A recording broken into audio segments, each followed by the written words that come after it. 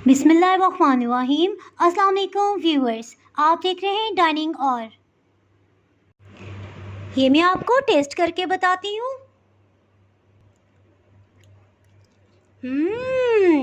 बहुत ही मज़ेदार। आज मैं आपसे चीज़ मटन मैक्रोनी की रेसिपी शेयर कर रही हूँ। ये स्पेशली उन बच्चों के लिए बनाई है जो बच्चे गोश्त नहीं खाना चाहते। उनको हम इस तरह से मैक्रोनी बना के दें तो वो इजीली खा सकते हैं और ये बहुत ही टेस्टी है। और इसमें सब्जियां भी इस्तेमाल नहीं की गई क्योंकि बच्चे सब्जियां निकाल के अलग कर देते हैं। इस रेसिपी को बनाने से पहले अगर आप मेरे चैनल पे नए हैं तो चैनल को सब्सक्राइब कर दें और बेल आइकन प्रेस कर दीजिएगा ताकि मेरी हर नई आने वाली वीडियो का नोटिफिकेशन आपको मिल सके। चलिए बनाना शुरू करते हैं। एक पैन में 3 खाने वाले चम्मच कुकिंग ऑयल शामिल कर देंगे। 1 खाने वाला चम्मच लहसुन अदरक का पेस्ट। इसको लाइट गोल्डन कलर होने तक फ्राई करेंगे। इसके साथ ही 250 ग्राम 1 पाव इसमें मटन का कीमा शामिल कर देंगे।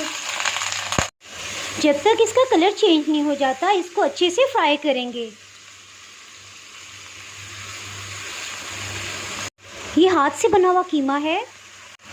हीट मीडियम है। आप देख सकते हैं कि कीमे में जो कुदरती पानी होता है वो निकल आया है। हम इसको अच्छे से भूनते रहेंगे यहाँ तक कि पानी ड्राई हो जाए। कीमे का सारा पानी खुश्क हो चुका है। इसके साथ ही हीट को लो कर देंगे और इसमें सॉसेज और मसाला जार शामिल करते हैं। सोया सॉस 2 खाने वाले चम्मच, चिली सॉस 2 टेबलस्पून 2 खाने वाले चम्मच। इसको अच्छे से मिक्स कर लेंगे। 1 चाय की चम्मच काली मिर्च पाउडर, ये फ्रेश पीस लिया है, इसको शामिल करेंगे। इसके साथ ही इसमें 4 खाने वाले चम्मच दही शामिल करेंगे। ये मीठा दही है, इसमें ज़्यादा खटास नहीं है। ओस्टर सॉस ये 1 खाने वाले चम्मच ये शामिल करेंगे। नमक आधी चाय की चम्मच से थोड़ा कम हम डालेंगे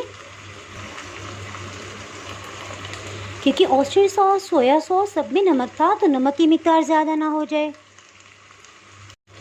इनको अच्छे से मिक्स कर लेंगे और हीट को दोबारा से मीडियम कर लेंगे। इसको अच्छे से भून लेंगे। ये रेसिपी स्पेशल उन बच्चों के लिए भी है जिनका गला ख़राब रहता है और मैंने इसीलिए इसमें नींबू का रस इस्तेमाल नहीं किया और नींबू के रस की जगह इसमें मीठे दही का इस्तेमाल किया है। इसीलिए इसमें वेजिटेबल्स का भी इस्तेमाल नहीं कर रहे, जैसे प्याज, शिमला मिर्च, ये उमूमन बच्चे खाने में से निकाल देते हैं। ये बहुत अच्छे से भुना गया है।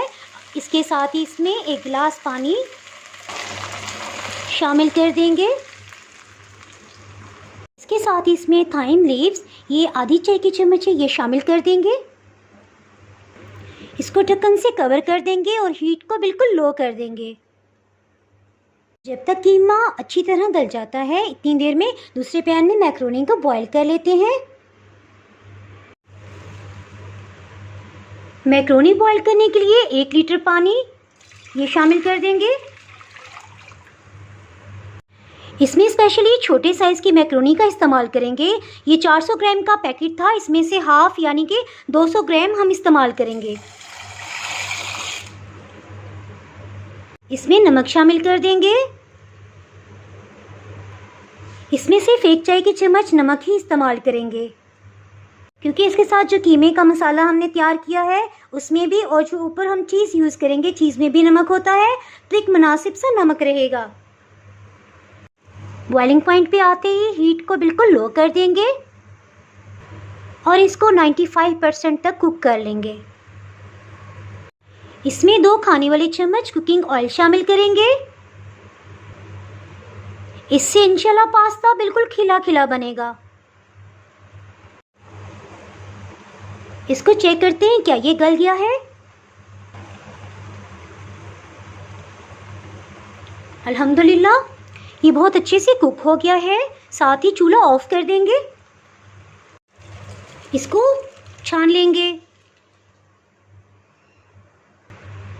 इसमें 1 गिलास रूम टेम्परेचर पे ये पानी है, इसको डाल देंगे। इससे ये बहुत खिला खिला रहेगा। इसके साथ ही कीमे को चेक कर लेते हैं। अल्हम्दुलिल्लाह ये अच्छे से गल भी गया है और अच्छे से भुन गया है।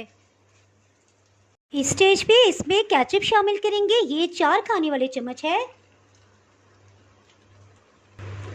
इसको मिक्स कर लेंगे।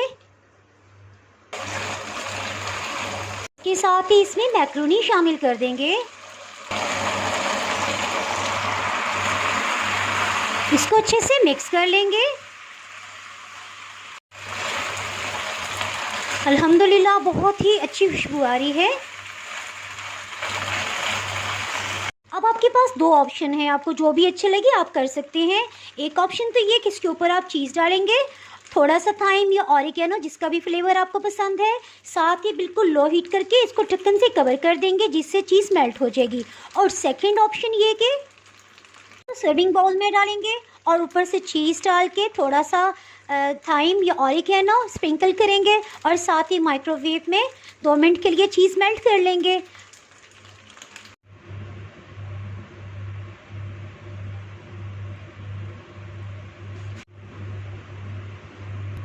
चीज़ स्लाइस रख देंगे।